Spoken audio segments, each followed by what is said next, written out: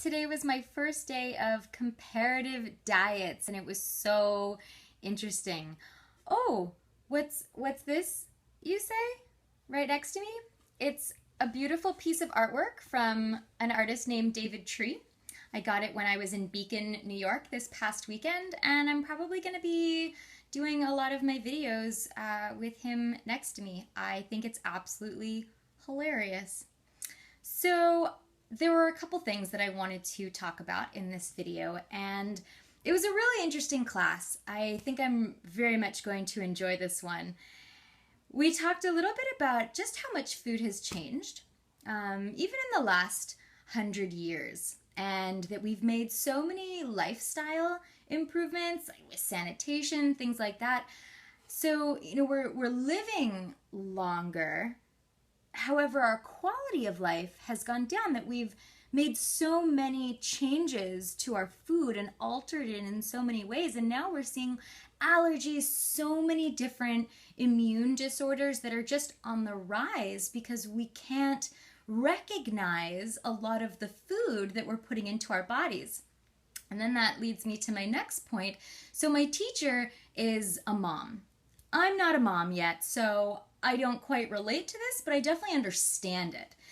That when you're sending your kid to school, everything's nut free these days, everywhere. Everything is nut free, schools in particular. So if you're sending your kid to school with food, or let's say you're sending your kid with, like, it's share your snack day and you're sending snacks for the whole class, it's got to be nut free. However, that limits you, and it can't be home baked. So that basically leaves you with fruit or packaged stuff. So it's crazy because these nut allergies, in my personal opinion, a lot of these allergies and intolerances have come about because we've stopped eating real food and we've put so much in our food that our body doesn't recognize. And now schools are saying, well, no, we have to be nut free to respect these kids that have nut allergies.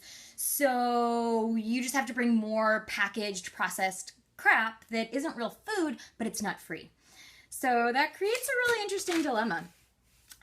A very interesting fact: if coffee in the morning is the first thing you think about, like, don't talk to me until I've had my coffee, I can't function, that's a really good sign that your body is in an acidic state. And I'll go into more about acid and alkaline states of the body in a different video, but just something to note. And things that will alkalinize your body are fresh fruits, vegetables, whole foods like that. And I will end with calcium. So countries in the world that have the highest milk intake have the highest rate of osteoporosis. And we hear that milk is such a great, so great because that we need calcium. However, milk is a lot different than the milk we would have had over 100 years ago, or even 70 years ago, or probably even 50 years ago. And the things that we're doing to milk these days is completely denaturing it, and it's making the calcium not absorbable. So I will end with a list of foods that have excellent calcium, that have high calcium. Beet greens, the leafy stuff that you see on the ends of beets. Broccoli has so much calcium. Collards, dandelion greens, so these are the leafy greens. These are the dark leafy greens, have a lot of calcium.